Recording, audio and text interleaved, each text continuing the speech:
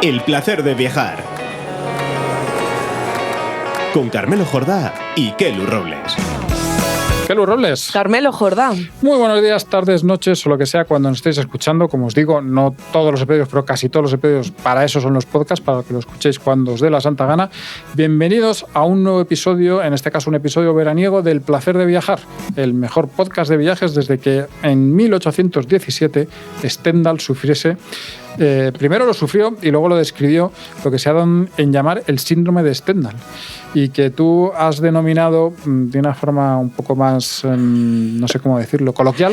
Sí, yo hay mucha gente, Stendhalazo. Yo lo he oído por ti. ¿En serio? ¿Nunca lo habías escuchado? Nunca lo había oído.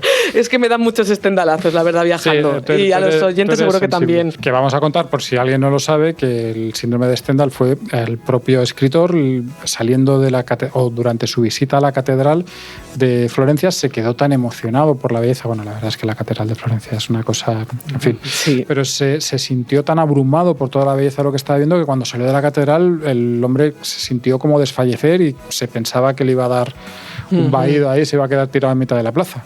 A ver, y es precisamente de eso de lo que vamos a hablar hoy. No sé si llegando a ese punto de pensar que nos vamos a desmayar. Sí, pero de otras formas. Pero en realidad cuando viajamos también buscamos un poco eso, ¿no? Emocionarnos, ver algo que nos llegue al corazón para recordarlo el resto de nuestras vidas. Y vamos a contar, aquí vamos a hablar de nosotros hoy, Carmelo. Sí, hoy va a ser... De lo que nos ha emocionado por el mundo. Yo creo que va a ser el episodio más personal que hemos hecho. Y no sé si será emocionante, pero sí que vamos a relatar momentos en los que nosotros, el hecho de viajar, el placer de viajar, nunca mejor dicho, nos ha llevado a emocionarnos pues por distintas razones que ahora las iremos contando, ¿no? Porque además yo tengo apuntadas experiencias como muy diferentes en sitios muy diferentes. De hecho, vamos a ir de Nueva York a Chile, de Túnez a Roma, de Madeira a Santiago de Compostela, porque en nuestro país también nos emocionábamos mucho. Claro. Y así vamos a hacer un recorrido global. Pues esos sitios muy distintos en los que estuvo a punto, vamos a dejarlo en que estuvo a punto porque si no vamos a quedar como un poco lilas. Vale. De caernos la lagrimita. Eso, y si les ocurre a los oyentes también. ¿Tú crees que se les cae la lagrimita a los oyentes? Por si acaso, que tengan Kleenex cerca. Me parece una muy buena idea. Venga, vámonos de viaje. Vámonos.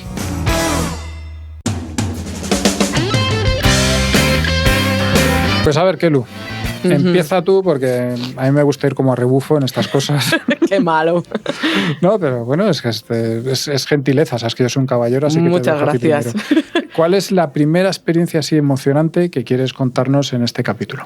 Pues la primera vez que hice un gran viaje sola, como a modo de expedición, porque desde pequeña sí que he hecho viajes sola, más guiada, monitorizada o para hacer Erasmus, pero realmente un viaje sola, el primero que hice fuera de España fue a Chile y concretamente estuve con una amiga en Santiago de Chile, pero luego sí que me fui sola hasta el desierto de Atacama, al norte. ¿Es posible que estos momentos se vivan más o sea más posible que pase si vas solo? Sí, creo que sí, porque yo por lo menos sí que eché de menos compartirlo, verbalizarlo, y a veces cuando las cosas se verbalizan creo que se banalizan también y a uno les puede restar importancia. No digo que sea menos potente el sentimiento, que en compañía, y desde luego a mí me encanta viajar acompañada. Sí, es distinto, pero... Pero creo que al plantear la idea de este programa y hablar de emoción me acordé sobre todo de este viaje porque en una de las excursiones que hice, por ubicaros, yo estaba en San Pedro de Atacama, que es el centro de operaciones si uno quiere conocer el desierto, porque allí parten muchas excursiones, es un pueblo precioso. Estamos hablando de un desierto de los más áridos y altos del planeta. Hay una de las excursiones a los géiseres del Tatio que hice estaba a 4.300 metros de altura. ¿Y podías respirar? Costaba, costaba. Yo me porté muy bien, no bebiendo cervecitas la noche de antes, no comiendo carne roja y algunas recomendaciones para que nos afecte menos el mal de altura y estas cosas, pero sí que... Es que yo, por ejemplo, no he estado tan alto muchas veces, en Suiza, por ejemplo, y lo notas, y a bastante menos altura que esa, ¿no? Sí. O sea, cuando das pasos, yo me acordaba de los alpinistas. Bueno, y en una de esas excursiones me planteé ir a un lugar que se llama Valle de la Luna.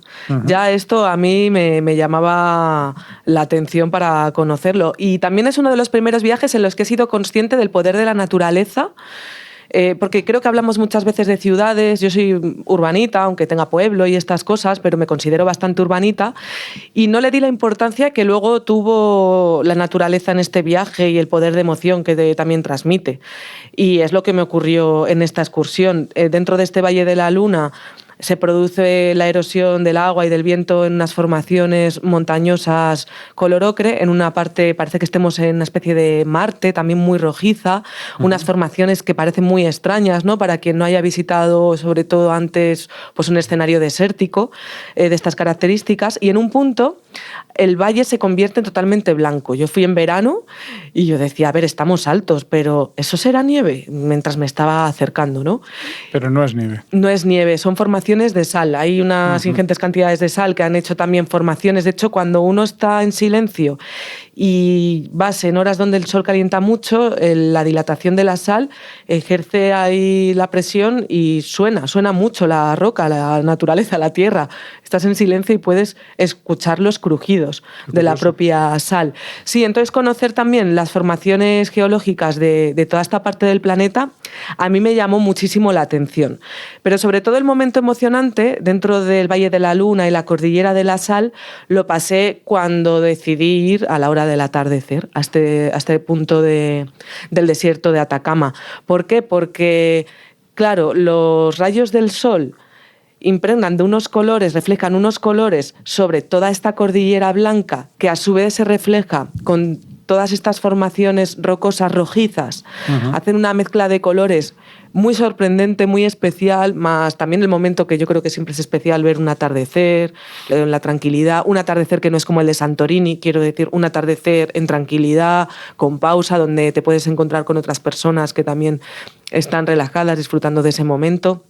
Y cuando yo me giraba a un lado, pues veía toda esta escena y al otro, la verdad que me sorprendió de repente. Me encontré con la figura de un volcán de más de 6.000 metros de altura, sobre la que se reflejaban también todos estos colores. Es el volcán Licancabur. Y yo ver, o sea, toda esta escena, saqué fotos y, por supuesto, las fotos pues no consiguieron reflejar todo lo que yo estaba viendo con mis ojos. Me produjo como un estado de emoción que guardaré para toda mi vida, un momento muy especial y donde me sentí muy pequeñita también. Sí, es que, como decíamos, yo creo que se daban muchas circunstancias para que eso fuese mágico. La principal, claro, un sitio que tenga ese poder evocador, porque si no, no hay manera. Pero suena muy bien, me has dado mucha envidia. Sí. Yo creo que has puntado alto. No sé si los oyentes estarán ya con la lagrimita, pero casi. Bueno, por lo menos con un poco de envidia y que les despierte cierta curiosidad por estos paisajes. Efectivamente. De un lugar bastante tranquilo, porque la emoción puede abarcar también muchos estados. Dentro de la agitación uno también se emociona mucho. Te voy a contar mi primer sitio, que lo cierto es que es una cosa que he contado ya, no sé si en la radio, pero sí que, por ejemplo, la contaba en mi libro, porque para mí fue un momento, digamos, cuando planteamos esto, lo primero que me vino a la cabeza fue esto. Bueno, yo viajé a Nueva York hace muchos años. Fíjate de casualidad, justo este día en el que pasó esto fue el día que se murió Juan Pablo II. Anda. O sea, estamos hablando de, fíjate, la cantidad de años. Ahora que no hace mucho que hemos tenido también el fallecimiento del Papa y el cónclave y todo esto. Bueno, pues fui a Nueva York y me pasé entre el jet lag y la emoción de mi primer viaje allí. Esto era el segundo día que estaba yo allí. Yo había salido de la casa en la que me alojaba como a las 8 de la mañana, porque a las 6 tenía los ojos como platos, y había estado todo el santo día por ahí. Y además hacía bastante frío. Esto era primeros de abril, y yo había ido como en plan primavera, y primavera, con perdón, tus cojones. O sea, hacía bastante frío, un viento así como muy... Sí. Si en abril, incluso en mayo, en Nueva York ya dicen que todas las estaciones en un día. Sí, pues estos aquí eran las estaciones más bien las invernales, ¿no? Hacía bastante frío. Pero aún así estuve todo el día por ahí, llovió, vi un montón de cosas, pasé muchísimo, yo que sé, debía caminar... Lo que se camina en Nueva York. 25 kilómetros ese día. Y llegada una hora determinada, pues decidí irme a volver a la casa, que yo estaba en Brooklyn, y descansar porque ya estaba reventado, ¿no? Entonces, yo como digo, era mi segundo día en Nueva York y no sabía una cosa, nota práctica para todos los que nos escuchen y tengan pensado ir algún día a Nueva York, que en Nueva York, en el metro, por el mismo andén pasan varias líneas de tren. Sí. Entonces yo, como en Madrid no es así, que es lo que estamos acostumbrados, pues llegué al metro, Llegué al andén, pasó un tren, me subí y tiré para allá tan ricamente. Y cuando llevaba ya varias estaciones, de repente me di cuenta de que efectivamente no estaba en el tren en el que yo pensaba que estaba. Pero me di cuenta también de que estaba en el tren que te llevaba al otro lado del puente de Brooklyn, es decir, a la vista del puente de Brooklyn desde ya Brooklyn, a que ves pues toda esa vista de Manhattan. Entonces digo, bueno, pues ya que estoy, me bajo y tal. Como digo, hacía un frío tremendo, yo estaba reventado y aún así pues me bajé y me asomé allí a este parque que hay, ahora está más bonito incluso que entonces, pero bueno, a los pies del puente de Brooklyn hay como una zona jardinada, un parque. Es la zona de Dumbo, creo que se llama. Sí, ahora le llaman, pero yo creo que el nombre... Es más de los hipsters que llegaron y lo pusieron de moda. Exacto, es posterior, sí, es posterior a esto. Tal. Dumbo, que es Down Under Manhattan Bridge, o una cosa así. Bueno, pues estuve por allí y entonces me asomé allí y entonces tuve una especie de estendalazo en el que para empezar me enamoré de la ciudad para siempre. Es decir, y eso ya no se me ha podido quitar. Y tuve una sensación que va a quedar aquí un poco cursi, como que estaba en el culmen, mirando el culmen de esta civilización. O sea, habrá otras civilizaciones, habrá otros puntos álgidos, pero lo que es la civilización occidental, lo que había empezado, pues no sé si en Babilonia o en Roma, y había sido, bueno, pues estaba delante de la Roma de este momento, ¿no? Lo que significaba esa ciudad, lo que durante una época, por ejemplo, fue París, durante otra época fue Londres, esa ciudad que es como el faro de todo lo que nos une a muchos distintos, ¿no? A países muy diferentes, pero que somos, pues eso que se llama más o menos Occidente, ¿no? Bueno, para empezar, por supuesto, era de una belleza increíble, pero yo en aquel momento me sentí conectado con toda esa historia que para mí terminaba allí, ¿no? En esa vista, con todos esos enormes edificios y con toda esa belleza que además es tan... Nueva York es impresionante, pero no solo es impresionante, sino que también es bello. Es decir, no es una cuestión solo de edificios grandes, sino que muchos de ellos son muy hermosos. Y la hemos visto en tantas ocasiones a través de la gran pantalla que también eso nos evoca a otros lugares, también a tantas historias. Lo curioso del tema es que no decepciona. No. Al menos en mi experiencia, mira que es algo que has visto mucho, que has visto en las películas de no sé qué, en las series de no sé cuántos, y no te decepciona. Al contrario, descubrir esa calle que has visto en tal película o en tal serie, no sé qué, te gusta mucho. Bueno, pues este fue un momento que para mí, a lo mejor contado así, os parece no gran cosa, pero para mí fue muy importante. Significó que, pues eso, que me había enamorado perdidamente de esa ciudad, que me sigue pareciendo maravillosa, y enamorado y hemos establecido un vínculo especial, ¿no? Para mí Nueva York es un sitio especial y eso pasó allí. Y también fue pues probablemente la primera vez que experimentaba algo así en un viaje en el que también, como contabas tú antes, estaba solo. Te imagino disfrutando, es que como yo alguna vez que he viajado contigo te he visto cómo disfrutas fotografiando rincones, interiores de iglesias, no sé, pues te imagino allí, la verdad que me enternece. Entonces, hacía menos fotos, estamos hablando de la época predigital, claro. Si ha pasado tiempo. Y en ese momento creo que fue una buena cosa no hacer muchas fotos. Claro. O sea, a mí me encanta hacer fotos. Yo creo que hacer fotos me ayuda a disfrutar de los sitios, pero también hay algunos momentos en los que tienes que apartar la cámara y simplemente disfrutar del momento. Hay cosas que hay que guardar en el carrete analógico mental. Efectivamente. Con todo lo que conlleva. Sí. Te toca. ¿Dónde me llevas ahora? Bueno, yo vuelvo, fíjate, no lo había pensado, digo, a otro desierto. Nos he puesto así en orden. Bueno, yo creo que también es que no descubrí, la primera vez que fui a un desierto fue en esta ocasión que voy a contar, que fue cuando con una compañera de esta casa, María Díez Rovira y yo, nos sumamos en un viaje con más gente hasta Túnez y bueno, pues recorrimos gran parte de todo el país. Fuimos hasta Tozeur, que es una de las puertas que hay más cercanas al desierto. Y de la que yo creo que has hablado en algún capítulo. Sí, bueno, claro, aquí hemos comentado, os he hablado de la zona de Tatooine, que es donde se encuentra Tatooine, en el cine Star Wars. Los oyentes aficionados reconocerán este planeta. Porque, hombre, ya lo sé. Y de eso hemos hablado aquí, efectivamente. Este es un 2x1, porque uno de los momentos súper emocionantes que viví fue precisamente en donde se encuentran los antiguos decorados de las primeras películas de la saga, las de los años 70, porque, bueno, además de poder tocar con tus propias manos esos decorados que han visto tantos millones de personas y tú mismo, pues se produjo un momento en el que se armó una tormenta de arena. Yo jamás había vivido, lógicamente, lo que suponía una tormenta de arena, ver ese nubarrón negro, esa masa acercándose con ese viento. Además hay una gran duna que está amenazando este decorado porque, claro, los movimientos de arena con estas tormentas no cesan, o sea, se están continuamente moviendo y transformando todos estos paisajes.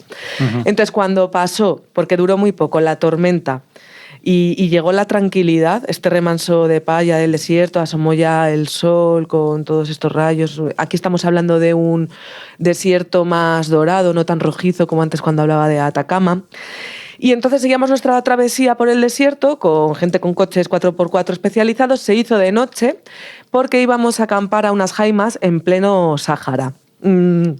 Íbamos con gente especializada, pero yo creo que ni el más experto en el Sáhara al final es un conocedor al 100% de toda su orografía. ¿Qué ocurrió? Que se perdieron. Íbamos en 3 coches, creo calcular, se perdieron. Entonces llegó un momento en el que detuvieron los coches, no había internet, no había cobertura de ningún tipo y en la oscuridad María y yo decidimos subirnos al techo de ese 4x4 y dijimos, mira, nosotras sí que nos vamos a ayudar. Entonces, en lugar de, yo qué sé, molestar o intentar preocuparnos en exceso, bueno, estamos aquí en los coches, tenemos agua, además, vamos a contemplar las estrellas, porque de hecho íbamos a pasar la noche, uno de los objetivos era contemplar las estrellas, hacer sesiones de fotografía y demás. Y ese momento en el que María y yo nos subimos, nos quedamos en silencio, a contemplar el cielo desde este punto del planeta, a escuchar también los sonidos del desierto, el viento, no sé. Esto fue un momentazo que yo no olvidaré jamás, creo que María tampoco, y vamos, con el que me quedo para el resto de mi vida. Y de hecho tengo muchas ganas de volver, quiero volver a hacer la experiencia de dormir en el desierto, estoy pensando hacerlo en Marruecos, porque también el Sáhara dentro del Magreb pues cambia mucho dentro de qué punto del Sáhara estemos. Y además en el desierto, incluso en ese punto de Túnez, había hasta unos restos romanos, o sea que también es un desierto con mucha historia y a mí me encantó. Fue un momento muy especial y muy, muy emocionante. Y además podemos comprobar, de hecho, yo puedo testiguar que salisteis con vida del desierto. Aquí estamos, vivitas y coleando, sí. O sea que la historia terminó bien. Sí, ¿Tardaron mucho en encontrar el camino? Bueno, el camino. Un rato, un rato. O sea, no sé si llegaría 1 hora, pero bueno, que estaban para un lado y para otro. En otro momento se quedó encallado un coche, también tocó empujar. Cosas normales. Yo hice un vídeo, más que empujar, pero de la escena. Pero sí, momentazo súper emocionante. Así que bueno, a ver si salgo del momento desierto. Carmelo, ayúdame a salir de estas dunas. ¿A dónde me llevas tú? Fíjate, estabas hablando tú de cómo hacemos estas cosas y, digamos, elegimos casi sin pensar mucho, ¿no? Porque además en este caso es un poco lo primero que te llegue y luego hay relaciones en las que no has sospechado, porque mi primer destino era Nueva York, pero os hablaba de que era justo en el momento en el que murió Juan Pablo II y mi segundo destino es Roma. Y que está ahora, iba a decir, que ha estado tan de moda. Fíjate, yo en Roma tuve una experiencia que fue muy rara. En este sentido, sí, pero que también se me quedó marcadísima porque me emocionó mucho. Yo estaba visitando la Basílica de San Pedro. Entonces, a todo aquel que la conozca lo sabe, el que no, pues también no sabe por referencias, pero la Basílica de San Pedro, lo primero es que es absolutamente gigantesca. O sea, es una iglesia de un tamaño descomunal. No es la más grande del mundo, pero claro, pero cuando estás allí realmente percibes esas dimensiones de una forma tremenda. Entonces, eso ya, para empezar, te sobrecoge un poco. Y luego, más que el estilo arquitectónico de toda la basílica, que a mí no es que no me guste, no voy a decir que es feo, ni mucho menos, cuidado, no, claro. Pero más que el estilo, lo que me gustaba era el arte que había dentro. Es decir, hay un montón de esculturas de pues, los más grandes escultores de la historia de la humanidad, y hay una cantidad de belleza que vas disfrutando poco a poco, ¿no? Entonces, yo llevaba ya un rato ahí disfrutando de ese arte, disfrutando siendo sobrecogido por esas dimensiones, y entonces llegó a la basílica y justo además me pilló, no demasiado lejos de la puerta, un grupo de peregrinos españoles. Uh-huh. ¿Y cómo sabes que eran españoles? Porque estaban cantando. Y estaban cantando una de las canciones de misa de toda la vida que yo como niño había oído y cantado 3 millones de veces. Y fíjate, cantaban fatal. Eran gente mayor. Sí. Y era como una especie de coro de gallinas culecas horrible. Pero había tanta emoción en esa gente que realmente para ellos era una peregrinación y estaban entrando a un lugar que no solo era un lugar hermoso, sino que era un lugar sagrado, claro, absolutamente sagrado y definitivo, que aquello me traspasó completamente. Es decir, que esa canción horrible, que es cierto que yo lo conocía mucho, me hizo, o sea, no sé, como hizo darte cuenta de, ojo, fíjate dónde estás y lo que esto significa para la gente. Uh-huh. Y entonces yo realmente en ese momento me emocioné, me pareció la cosa más emocionante que me había pasado en ese viaje a Roma, que fue maravilloso por otras razones, y me pareció, ya digo, un momento completamente especial, que además no lo había buscado yo y que me había venido de la forma más inesperada, que eran esas señoras mayores españolas cantando, no me acuerdo si era aquella de Juntos como Hermanos, miembros de la Iglesia, sí. o la de la barca, tus umbrales Jerusalén, aquella de tus umbrales. A ver si va. No sé cuál era, pero lo cantaban fatal. Pero bueno, la mezcla esa de algo que conoces y de ese momento, y sobre todo de la emoción que transmite la gente. Al final, muchas de estas cosas son la emoción, y muchas veces los sitios sagrados, yo creo que ya lo he comentado alguna vez, tienen ese punto, son catalizadores de emoción. Entonces, cuando tú estás en un sitio en el que la gente lo vive como lo más alucinante que ha vivido en su vida y están, yo qué sé, ves gente que llora o ves gente que, pues tú, si no eres una maleta, eso de alguna forma te traslada, aunque tú no seas creyente, es decir, que va mucho más allá, o no seas creyente de la religión concreta del sitio en el que estés, ¿no? Bueno, pues esa fue mi experiencia emocionante en Roma. Tiene un poder propagandístico la emoción, es verdad. Pues yo, la emoción que sentí en el siguiente lugar que os quiero proponer, me llevó más a un plano romántico, sin ser un viaje en pareja ni nada de esto. Yo fui en un viaje de prensa a Chihuahua, que os he contado aquí alguna vez, es el estado más grande de México, se sitúa al norte, hace frontera con Estados Unidos, y yendo de camino a las Barrancas del Cobre, que también he contado es un sistema montañoso, un cañón 4 veces más grande que el Cañón del Colorado y sin embargo no es tan conocido. Sí, me acuerdo que lo comentaste. Es impresionante este lugar. Bueno, pues para llegar a este punto de México es un lugar muy desconectado, históricamente muy desconectado, donde un tren ha servido para desarrollar la gente, las poblaciones que hay cerca, porque si en coche de una población a otra te puedes tirar 9 horas, esto el tren lo facilitó con su instauración a hacer en 2 horas o 3 horas. Entonces, el desarrollo que supuso, y me refiero al Chepe Express, se llama Chepe por el Che de Chihuahua y P de Pacífico, ¿no? Es un poco el recorrido que hace al completo. En ese camino como que disfruté mucho de lo que es el poder en el imaginario que tiene el hecho de viajar en tren. Y además es un tren pensado para ello. Además, yo viajé en primera clase, que tampoco es que no era caro, ¿eh? Que menos, Gelu. Que menos, pero bueno, que es accesible, no es una cosa muy loca. Y en ese recorrido, pues puedes ir visitando los diferentes puntos del tren. Estuve además dentro de la cocina porque hacen una gastronomía maravillosa. O sea, yo desayuné unos chilaquiles increíbles, nachos, bueno, estas cosas tan increíbles que tiene la gastronomía mexicana. Y luego la parte de atrás del tren pues tenía música, servían cócteles, tenían las paredes, bueno, las ventanas, ¿no?, abiertas completamente con barandillas para no caerte ni nada de esto, pero para poder ver todo ese paisaje que lleva con todos esos viaductos tan enormes, con esas gargantas que uno va atravesando, los túneles y demás, pero por unos paisajes totalmente alucinantes, unos bosques. Entonces el ambiente era muy disfrutón dentro del tren. Muy romántico también, había muchas parejas disfrutando, y luego había otra zona del tren que era cristalada abovedada, donde también podías mirar hacia arriba y pues contemplar, claro, la panorámica en 180 grados. Lo cual a mí, entre el vértigo que sentía, saber detectar ya en el horizonte las barrancas de cobre, ver cómo se subían también poblaciones del pueblo natural más grande de Chihuahua, que son los tarahumaras, los pies ligeros, de los cuales también he hablado aquí, con su indumentaria también tradicional. Todo este recorrido en sí a mí me produjo una emoción tremenda. Además, pude ir hasta la locomotora a entrevistar al maquinista y pude accionar el claxon del tren. Me hacía mucha ilusión y me dejó hacerlo. Sí, bueno, esto fue un momento, eso fue un poco más que emocionante, vibrante, porque tuve que ir corriendo. Me dijeron, si no te da tiempo, te quedas. Aquí no podemos parar más del estipulado. Tuve que ir corriendo desde uno de los vagones hasta la locomotora y el tren es larguísimo. Me acompañó Juan Serrano, que es fotógrafo, y él decía, yo me atrevo contigo a ir también corriendo, a ver si nos da tiempo y así si nos quedamos tirados, por lo menos no te quedas sola, nos quedamos los dos. Y ya vemos luego si no cómo nos buscamos la vida. O sea, que fuisteis por fuera del tren, entiendo. Claro, porque para llegar al comienzo tenías que bajar obligatoriamente, sobre todo si ibas a la locomotora. Entonces hay zonas que son estancas, entre las que no puedes andar, y nos dio tiempo, llegamos y luego trae la carrera de vuelta.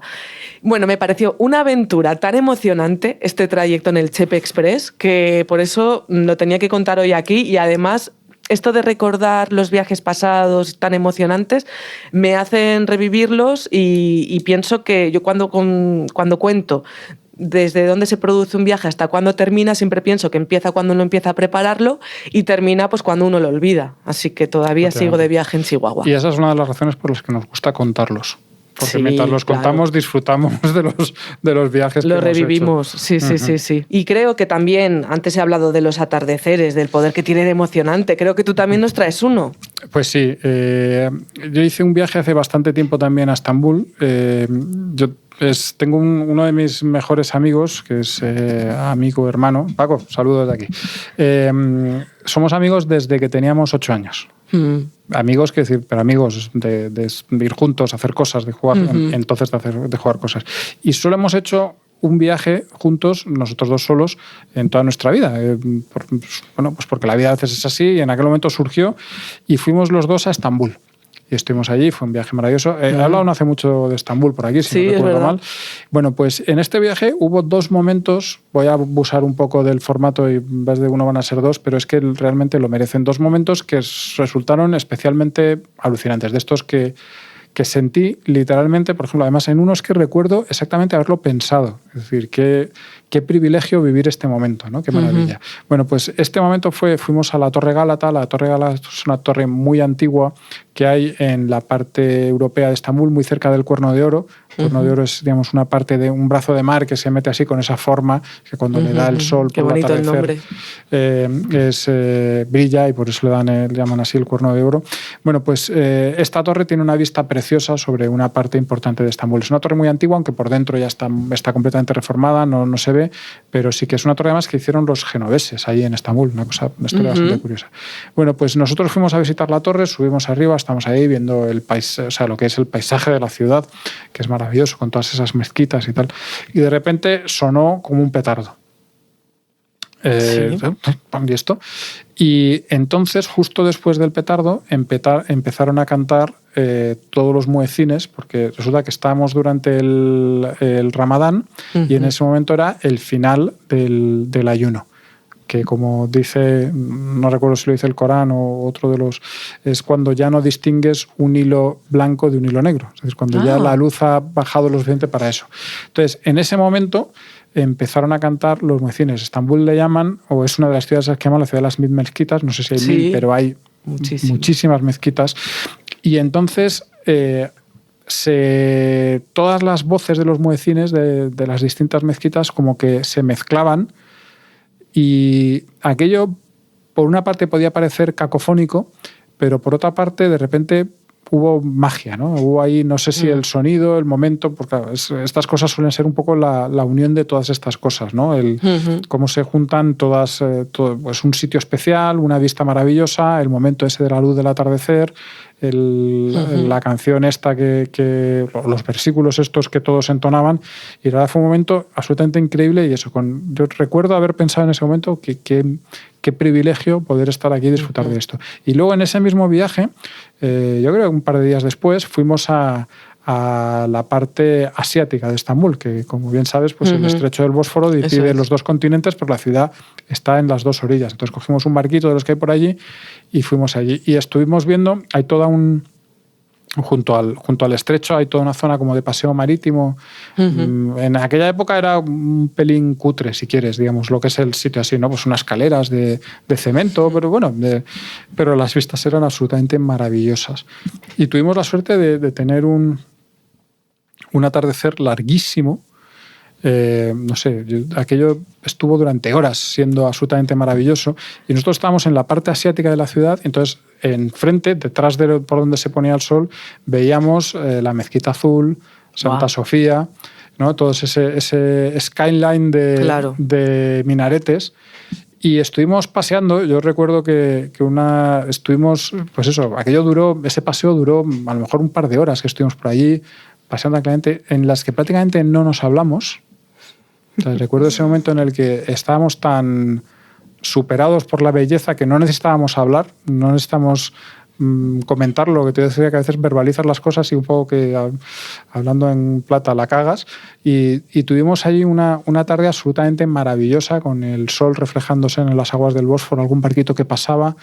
Y fue como esto que, pues eso, no hablamos mucho, y cuando ya por fin se puso, nos miramos y dijimos, joder, esto, ¿no? O sea, qué barbaridad. Lo que acabamos de vivir, ¿no? Exacto. Y todavía, este viaje también hace muchos años y todavía lo recuerdo muy bien. Qué bonito. Estaba pensando que a muchos atardeceres, esto es algo que nos emociona, pero también el poder del sonido, de la música, voy a decir música, pero como has criticado a las señoras también que cantaban mal. Pero aún así, aquello tuvo su efecto. Pero sí, tuvo su efecto. Luego te voy a contar otra del poder de la música, fíjate lo que son las cosas. Pues yo también, porque es que esto me ha hecho recordar cuando visité un verano la Toscana. Estuve recorriendo sobre todo la provincia de Lucca, dentro de la Toscana, siguiendo las pistas.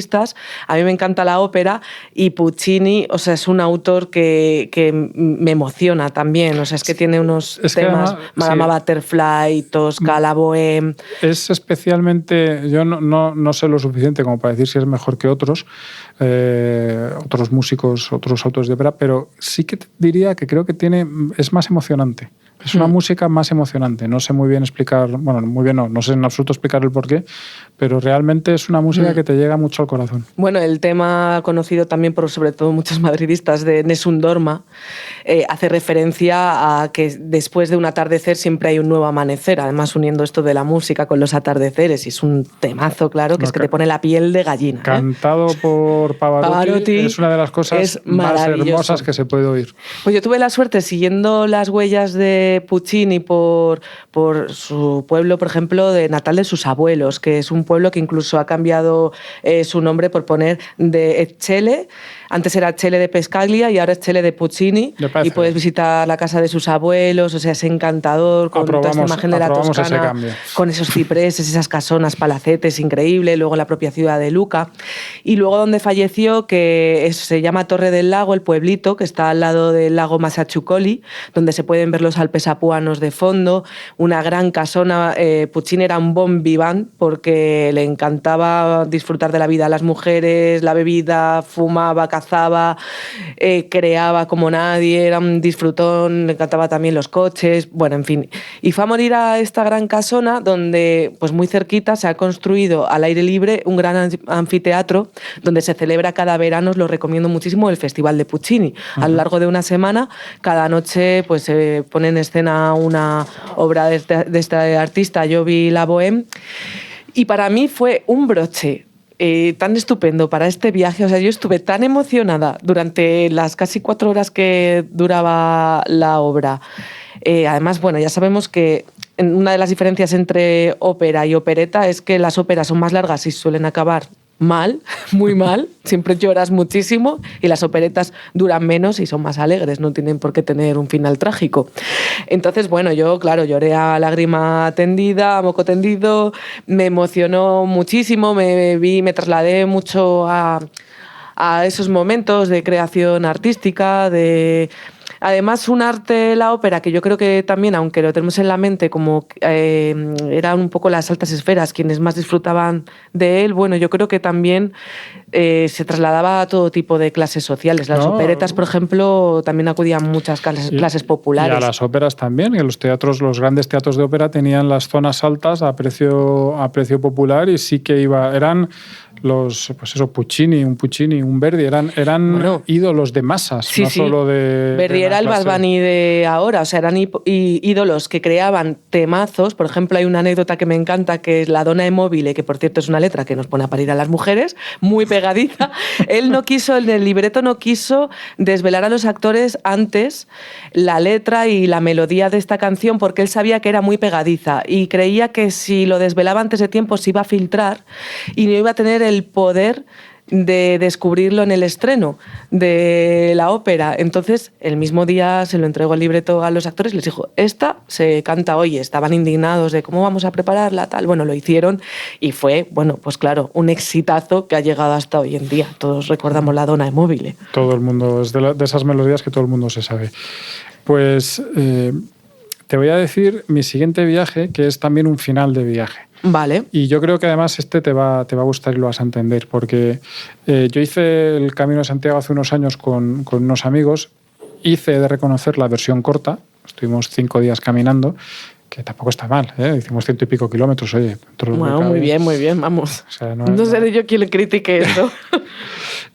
Además... Pues esto que no preparas bien las cosas o no estás bien preparado, tal, hubo un par de días que lo pasé bastante mal porque me dolía un tobillo y tal, o sea, que fue una cosa que me costó. Llegué a Santiago, me dolía hasta las cejas, más o menos. Jolín. Para que te hagas una idea. Yo sí, soy así de flojo, ¿no? A ver, es muy sufrido, ¿eh? Es exigente, no es una cosa tan fácil. Me supongo que si estás más acostumbrado, tienes una vida algo menos sedentaria que la mía, no tanto, pero... Bueno, las ampollas en los pies yo creo que no pues se las quita nadie. Pues fíjate que ampollas en los pies no tuve. Mira. Pero sí que tuve un dolor en el tobillo espantoso. Pero vamos, hubo un día que yo y mis otros 2 amigos con los que iba, que ellos no me lo dijeron, pero los 3 pensamos que no... que no terminabais. Este no... Bueno, pues sí, terminé. Muy bien. Entonces, voy a hablar del momento en el que entras en la plaza del Obradoiro después de haber hecho el camino, ¿no? Y volvemos un poco también a esa parte de la religión, aunque no es mi caso, yo no soy creyente, pero la emoción que tiene la gente a tu alrededor y tu propia emoción de que has conseguido algo... Bueno, que hay que conseguirlo, que hay que esforzarse, que no es simplemente que te has comprado el billete y has aparecido allí. La verdad es que lo recuerdo. El ir... Esto, en cambio, hablamos a veces de los viajes solos. Pues esto, compartirlo con claro. 2 buenos amigos, la verdad es que fue un momento que lo recuerdo con muchísimo cariño. Y a esto también yo estoy bastante convencido que contribuye el hecho de que estamos hablando de una de las plazas más hermosas del mundo. Claro, eso te iba a decir. Digo, a ver, es que es concluir el viaje frente a esa catedral que, claro, estamos hablando de... Es un sitio absolutamente alucinante. Yo he contado muchas veces la anécdota de hace muchos años. Se hizo una especie de cumbre, no me acuerdo de qué, en España, y se hacía en Santiago. Iban... presidentes de primeros ministros y tal de todo el mundo, de los más destacados. Uno de los que iba era Gorbachev, todavía era presidente de la URSS, presidente dictador de la URSS. Y entonces hubo una escena muy curiosa de cómo el tío se bajó, llegaban los coches y les aparcaban, claro, enfrente de la Catedral de Santiago está el Palacio de Rajoy, que es la sede de la presidencia de la Xunta, sí. y les aparcaban allí, y entonces Gorbachev se bajó del coche y había una cámara puesta arriba, y entonces de esa cámara se ve como se bajaba del coche y iba el hombre con sus cosas, y de repente miró la catedral y dio un respingo enorme. Es decir, él hizo un gesto así como hacia atrás diciendo, ¿esto qué es? Sí, y una persona que habrá viajado tanto, que habrá visto tantas cosas, que si llevas esas impresiones de sitios, que quiere decir... ¿Cómo son los monumentos rusos? Que claro, o sea, no son minimalistas. Un tío que vivía en el Kremlin, como que, sí, claro. Es decir, pues imagínate, eso te da una idea de lo que es realmente eso, que a veces yo creo que no tenemos el peligro de no apreciar nuestras cosas, pero nosotros estamos ahí. Qué bonito. Mira, hablando de que estabas, claro, una peregrinación como esa, yo no hice una peregrinación tan larga, pero me ha recordado a cuando fui a Madeira y me hice, además en este caso también iba yo sola, un recorrido junto a las levadas, que las levadas son algo que está luchando para que se protejan por la UNESCO, que se reconozcan Patrimonio Mundial de la Humanidad, porque existen desde la Edad Media. Los portugueses que llegaron a la isla al ver tanta agua, lo que hicieron fue construir para aprovechar al máximo toda el agua, pues una especie de riegos para que llegaran al centro, distribuir pues toda el agua por toda la isla, ¿no? Y claro, estamos hablando de una construcción que es histórica, pero que está integrada totalmente en la naturaleza, que en el caso de Madeira es apabullante. De hecho, dicen que bueno, Madeira viene de madera.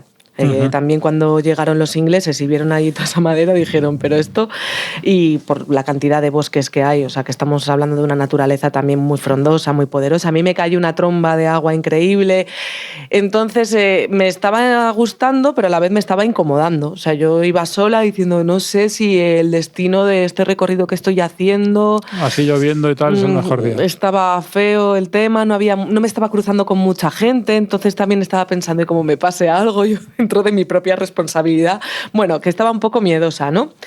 Y seguí caminando, bueno, porque está todo muy bien señalizado en el fondo, entonces no hay ningún peligro. Empecé a descender muchísimo, muchísimo, pero digo, bueno, era un recorrido medio circular y tal, y yo, bueno, pues voy a seguir, y esto como luego tenga que subir, lo verás tú, bajo, pero bajo, que ya tengo que bajar escalones gigantes entre todos esos bosques que casi te tapan como si fueran tejadillos, ¿no? De lo frondosos que son. Y de repente ya llego a la parte más baja de toda esta cuesta y me encuentro claro, estaba yendo a la parte baja de una gran cascada, donde había gente también bañándose con la lluvia, yo me metí ahí un poquito también, éramos muy pocas personas. Entonces, esta sorpresa, después de este recorrido lleno de tantas incertidumbres, a mí me emocionó muchísimo y pensé, qué bien, que he afrontado mis miedos y me he atrevido porque realmente no estaba cometiendo ninguna imprudencia, solo que también sí, cuando vas solo... Claro, es que muchas veces te pasa y hay días en los viajes en los que llevas varios días a lo mejor solo por ahí y estás cansado porque los viajes que nosotros hacemos, y esto no es queja, por favor, que se entienda la gente, pero suelen ser viajes muy exigentes, vamos con horarios muy ajustados, intentamos ver un montón de cosas, entonces, no sé, yo siempre lo cuento, yo salgo del hotel muchas veces a las 8 de la mañana y llegas a las 10 de la noche y todavía tienes que ponerte a hacer fotos, sí, organizar el material. Sí. Entonces, quiero decir que son viajes muy exigentes y hay momentos en los que, no sé, pues si tienes, yo qué sé, lluvia o si el sitio al que vas a cenar está cerrado, este tipo de cosas, te entra una bajuna que dices, joder, no estás de viaje por ahí por el mundo, no te pongas, pero no, a veces se hace un pelín duro, luego el resto disfrutamos mucho. Yo creo que esta es una tendencia que ya no solo nos ocurre a nosotros, sino que hoy también con tantas redes, tanta información, la gente quiere también tener siempre todas las fotos en absolutamente todos los lugares, verlos para también poder demostrar luego que has estado allí. De esto también tenemos que hablar algún día porque el estrés de turístico y viajero... El estrés de tener que llenar tu Instagram, ¿no? Básicamente. Sí, es increíble. Entonces yo creo que también hay que cambiar el chip y disfrutar de los momentos, precisamente de lo que estamos hablando hoy, de no tan colección de lugares, tanta colección de destinos y de monumentos, sino de saber disfrutar en cada momento de lo que estamos viviendo. No hace falta tener una foto que salgas tú en todos los sitios. De hecho, es más, viene a ser bastante aburrido cuando lo vemos los demás. Ya, es que fíjate, después pasamos por alto rápidamente todas las fotos de nuestros contactos. Pero bueno, Carmelo, ¿a ti dónde se te ha ocurrido también que Mira, esto es más que... Es un poco lo más raro de todos los momentos que he elegido, porque en realidad no sé decirte ni exactamente dónde estaba. ¿Ah, no? No tomé registro, pero sí que fue una cosa de un viaje y realmente fue un momento muy especial. Y fue especial también por una razón obvia, que es que lo viví con mi hija. Yo tuve la oportunidad, yo no sé si lo he contado en antena, pero sí que he hablado de ese viaje. Hace un par de años más o menos estuve en el Alentejo, en un viaje, digamos, en un otro road trip, ¿no? Era un poco la idea del viaje también. Y tuve la oportunidad, que a veces nos pasan estas cosas de viajes, lo normal es que viajes tú solo, porque es lo lógico, pero a veces por cómo es el viaje, por cómo está configurado y porque realmente no les supone un coste extra importante, te dicen, pues si quieres venirte con alguien, pues tráete a alguien. Y yo en ese, pues por un poco coincidieron las cosas y pude ir con mi hija, ¿no? Que estaba en el instituto, pero nos soltamos un par de días de clase, esto que no lo oiga nadie, pero nos soltamos unos días de clase y hicimos un viaje. Y era también, como decía antes con el amigo al que fui, claro, normalmente hemos viajado siempre los tres, ¿no? Mi hija, mi mujer y yo, y entonces este era el primer viaje que hacíamos nosotros dos solos, mi hija y yo. Y de partida, o sea, ni siquiera estábamos en el destino, estábamos yendo en coche, habíamos madrugado mucho porque teníamos que estar ahí en Portugal, íbamos en coche, en nuestro coche, teníamos que estar en Portugal pronto, o sea, la hora de comer en Portugal, no la hora de comer en España, que pueden ser las 4. Sí, ahí comen a la 1. Exacto. Entonces teníamos que estar allí pronto, entonces habíamos salido de casa de noche todavía. Y íbamos, yo calculo que ya era Extremadura, pero puede que ni siquiera fuese todavía Extremadura. O sea, estábamos por ahí más o menos llegando. No era Extremadura todavía. Y habíamos puesto música, ¿no? A ella le gusta mucho la música, a mí me gusta mucho la música y hay, no todo, pero bastantes cosas que nos gustan a los dos. Y de forma aleatoria, porque no recuerdo que lo pusiésemos a posta, la canción que se puso a sonar fue Here Comes the Sun de los Beatles, que es una canción muy bonita, es preciosa, que es de mis favoritas de los Beatles, y estamos absolutamente solos por la carretera. Entonces íbamos a 120, señores de la Guardia Civil, íbamos a 120 por la carretera, por la autopista, vacía, sola, escuchando la música, y en ese momento salió el sol. Oh. Y entonces fue una cosa completamente mágica. Es decir, estábamos los dos absolutamente sobrecogidos ahí en el coche. Además, yo creo que puede haber una cierta belleza simplemente en ir en el coche. Quiero decir, o sea, en ese trayecto hay momentos en los que realmente si estás solo en la carretera, el firme es bueno, es decir, que conduces, que es muy cómodo y tal, y hay como una belleza en ese transportarse y la conjunción de esa carretera solitaria, a pesar de que era una autopista, del momento de la salida del sol, de la música y de la compañía, por supuesto, la verdad es que fue un momento que a veces lo recordamos los dos. Es decir, ¿te acuerdas el día que qué bonito fue?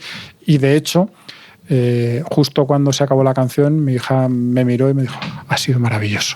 Oh, ese momento los dos callados, pero qué casualidad, ¿no? Sí, fue un tema. Sí, además yo sé que disfrutas mucho de la conducción, que también lo he podido comprobar, sí, pero es cierto, una buena música, una buena carretera, un buen paisaje, ¿qué más quieres? Yo he disfrutado mucho de conducir en algunos de mis viajes y en países que no conozco. La verdad es que a mí me gusta mucho, me parece que es una forma que no sé, que a veces hay que hacerlo para conocer de verdad los países. Yo suelo disfrutar más cuando llego al destino del viaje del que os quiero hablar, donde suelo ir, voy cada año con la familia que se elige, es decir, con mis amigos, que es a las playas de Cádiz. A mí me produce una emoción ir cada año, siempre comentamos, ¿en qué fechas vamos del verano a las playas de Cádiz? Planear esos días con mis amigos, de desconectar todos y cada uno de nuestros trabajos, del ritmo frenético que llevamos cada uno en su vida. Y de esas puestas de sol, porque estamos también en la Costa de la Luz, en Cádiz, donde se alarga la tarde, a diferencia, ya lo hemos comentado aquí, de muchas playas del norte, donde enseguida, pues entra algo de viruji, que también, por otro lado, se disfruta bastante. Pero a mí esto de la siesta del atardecer, el jugar a las playas del atardecer, el cenar tarde, porque tienes que pasar por casa, te pegas esa ducha tan placentera y vas a cenar casi a las 11 de la noche, porque no hay horarios, no hay prisa. Entonces, no sé si ya solo vivirlo, el hecho de pensarlo, de hecho, es que lo pienso ahora y digo, a ver si ya me voy en breve a Cádiz. ¿Ya está organizado lo de este año? Sí, por supuesto, no puede faltar. Así que es algo que me emociona mientras lo estoy viviendo y me da gasolina para emocionarme el resto del año, pensar que la meta en las vacaciones, una de ellas va a ser irme a este lugar tan maravilloso. Voy a hacer la última así un poco más larga. ¿Te parece que luego hagamos como un par de extras tipo telegrama? Vale. Venga, pues voy a hacer una ciudad que sabes que me gusta mucho, que sabes que es una de mis ciudades preferidas del mundo, que es Jerusalén. Y en Jerusalén yo he vivido varios momentos emocionantes. Primero fue cuando llegué, la primera vez que llegué a Jerusalén, saber que estaban dando en Jerusalén me parecía la bomba, o sea, una cosa tal. Pero luego tuve la suerte, y luego me he dado más cuenta todavía de realmente de la suerte que es, porque he ido más veces, pero nunca he podido vivir eso. Tuve la suerte de estar en el Santo Sepulcro solo. Y cuando digo solo, digo literalmente, el Santo Sepulcro, tú sabes que es, bueno, es la iglesia del Santo Sepulcro. Que de hecho, yo fui en pandemia también y estaba también vacío. Pues no, yo... Pero sí. Entonces, es una iglesia así como muy laberíntica, muy peculiar, y luego dentro de la iglesia hay una cúpula, digamos, un poco lo más monumental de la iglesia, y debajo de esa cúpula hay un templete de mármol que toda la vida ha sido muy feo, de repente lo restauraron y dije, ostras, qué bonito es esto. Pues en ese templete de mármol es donde está exactamente el Santo Sepulcro en sí.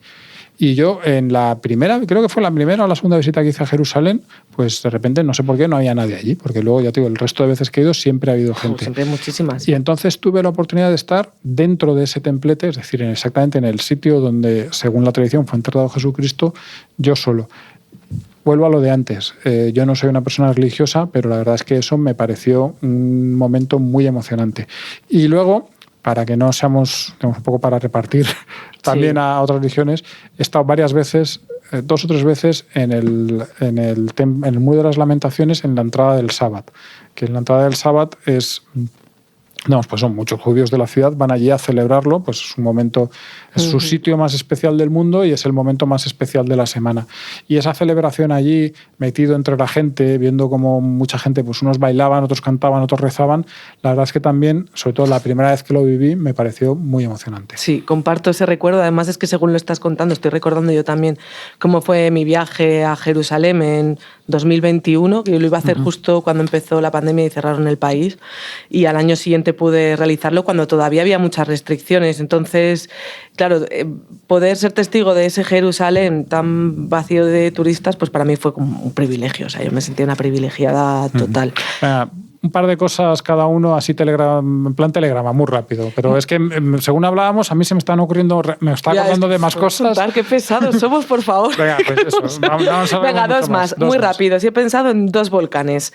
Cuando fui al volcán de La Palma durante su erupción, un sentimiento de emoción encontrado con la destrucción que estaba produciendo. Y creo que incluso las propias víctimas que perdieron viviendas sentían también esa hipnosis de la que también aquí hemos hablado en alguna ocasión, de ver cómo la naturaleza es tan poderosa, el rugido de cómo suena, cómo se rasga una montaña por dentro, me pareció increíble. Y luego he recordado el segundo viaje de mi vida que hice al extranjero, gran viaje. El primero fue a Estados Unidos ahí de intercambio cuando tenía 14 años y el segundo fue a Centroamérica en una expedición de jóvenes tipo Ruta Quetzal a nivel Castilla y León, Expedición Nuevo Mundo se llamaba. Conservo amigos desde entonces, después de esa aventura, cuando subimos al volcán Cerro Negro de Nicaragua.